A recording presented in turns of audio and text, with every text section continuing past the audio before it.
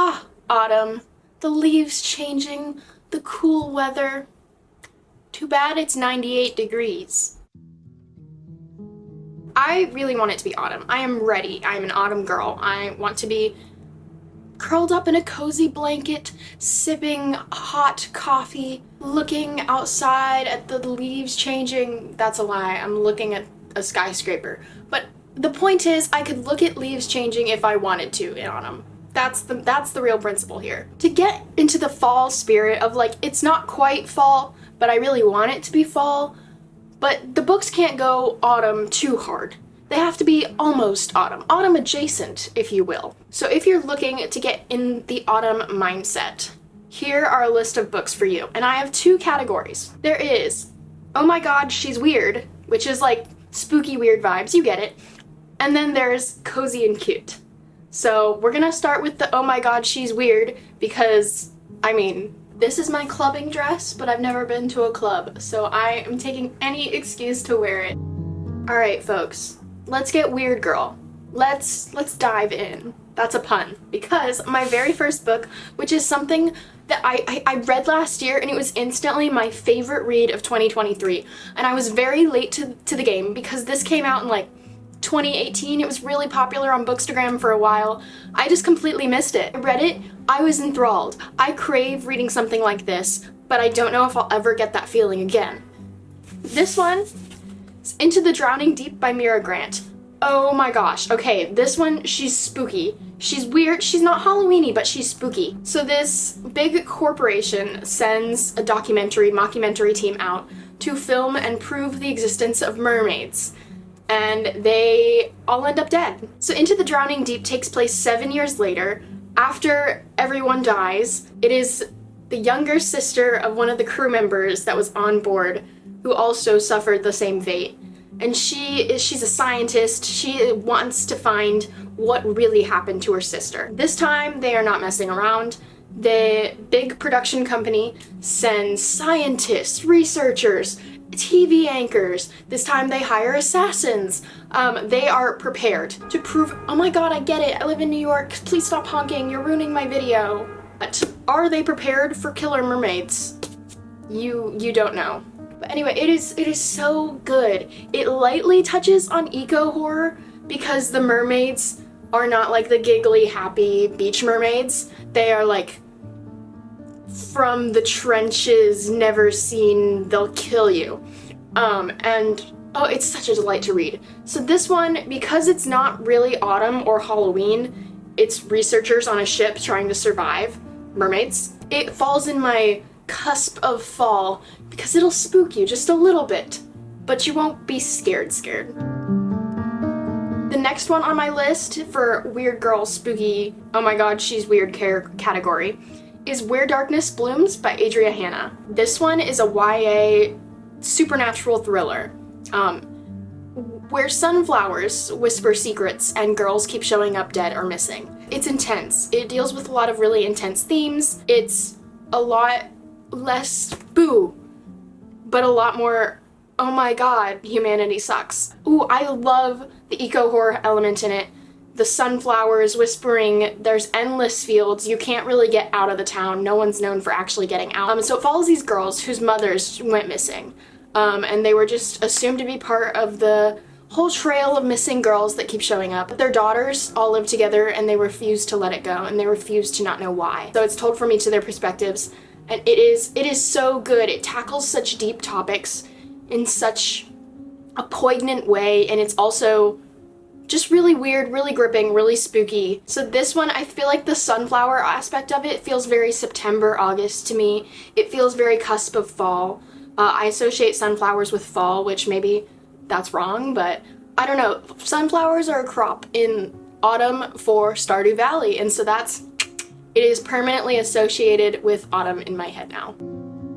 Okay, this next one's a classic. You know her, you love her. She's weird, she's gothic.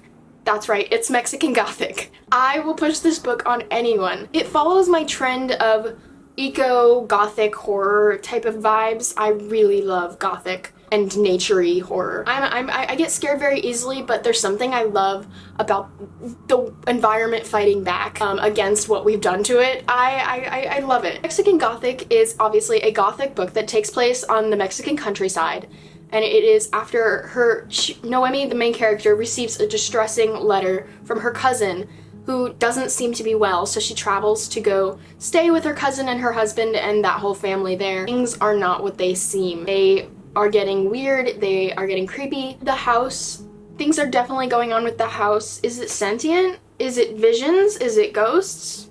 You'll have to read to find out. This one also feels very fall to me because it gives slightly summer vibes, slightly autumn vibes. Like the gothicness of it speaks to fall, but the plants and the house and everything else that I don't want to get into spoiler territory, but everything else going on gives me summer vibes, so it falls right smack in that August, September of my mind. Please hold for an outfit change. I'm not even gonna lie to you, it is so hot in here. And now I'm putting on a sweater. We do it for the vibes. The vibes are appropriately set. Oh my god. Oh. I put lemonade in that, but earlier it had coffee in it. That's a weird taste. It's not a bad taste, though. No, it's a bad taste. I take it back. Welcome to our cozy and cute section. This one is for the rom-com girls. This one is cute. This one is swoony. This one is curl up with a blanket next to the fire, kicking and giggling. No, kicking your feet and giggling. You're not giggling your feet. The first one on this is cheating, because it doesn't come out till October 15th, but I read it recently as an ARC because it's one of my favorite authors. I feel like you're gonna get the best experience reading it if you read her other two rom-coms leading up to it. It doesn't come out until October 15th, and it's Catch and Keep by Erin Hahn, but I beg you to go read her other books, Built to Last and Friends Don't Fall in Love. They are so good. They are so found family.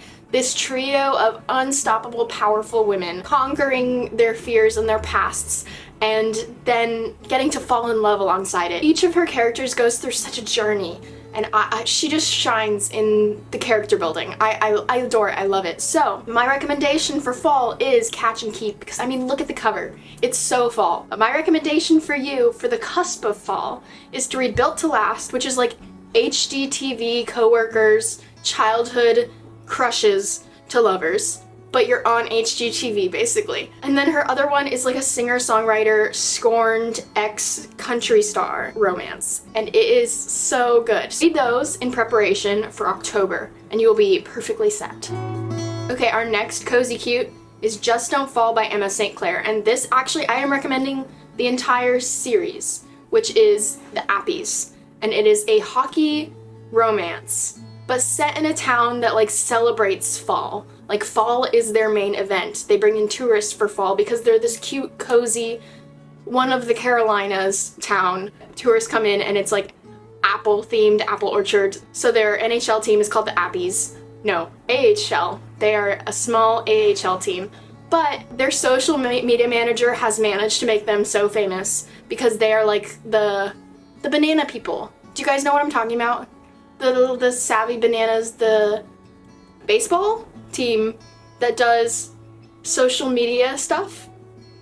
Savannah Bananas. There we go. The Savannah Bananas. So she has managed, the social media manager has managed to make this team very popular, very famous. They're an AHL team, and it follows different aspects. The first one is between the social media manager and one of the hockey players. The entire series, it's 4 books, is just like a warm, cozy hug. I read them last September and was immediately hooked. There's also a spin-off 7-book series, the Sweater Weather series, but I'm recommending The Appies. It is so good. If you like hockey romances and if you like cozy fall, this one is right up your alley. This one is for my cozy fantasy girlies. And I mean, I'm assuming if you're into cozy fantasy, you've definitely already read this, but I have to cover it just in case you haven't, and it is Legends and Lattes. Oh my gosh. Oh my gosh. I was obsessed. I finished it in like 3 hours because I was just inhaling it. It's basically D&D but cozy fantasy. If one of the D&D adventurers, I believe she was a barbarian. I'm not 100% on that. Decided to hang up and retire and go open a coffee shop. And her past keeps trying to like come catch up with her, and she's just fiercely like, no, I'm opening my coffee shop. It is another found family heavy one. The stakes are not high. It feels like a hug. I keep saying that about the cozy ones, but that's what I like about my cozy. I want to feel hugged and warm and safe, and this one does it in spades. I love it so much. The next one on my list is, I haven't seen many people talk about it, but it is quintessential cusp of fall to me, because there are lots of walks and hikes and outdoorsiness and cuteness, and the cover looks like fall to me too, so there's that. It is called Pride and Puppies, and I think it's a 4th book in a series, but I read it as a one-off and loved it. So you can definitely go into this like me, not knowing there are other books, but I definitely need to read the other books now. So Pride and Puppies, it's between this doctor, her name is Charlotte, and she's a huge Jane Austen fan. She gets a puppy and she names it Bingley, who has sworn off dating. She has sworn off guys, she is done. And then she gets a new coworker and neighbor named George, and they bond over getting puppies and dogs. So there are lots of walks and hikes and banter and flirtiness and her oh no, but I've sworn off men. It's a very lighthearted read. It's very wholesome, very sweet, and it made me want to get my puppy, who is all the way back in Nevada. I miss her. Demon dog.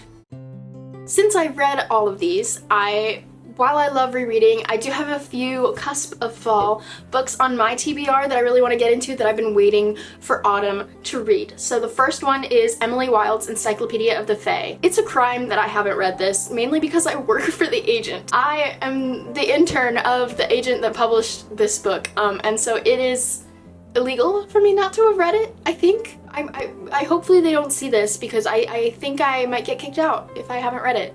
Another one that is coming up for me is the Atlas 6. It has been on my bookshelf for years since it came out. I just have never gotten around to it, and now I'm buddy reading it with 4 of my friends. So it definitely has some dark academia vibes, which I like for cusp of fall. What's more fall than school? So, which is scary that this is my last school fall. Anyway, moving on. The other book on my TBR that's cozy fantasy is The Honey Witch.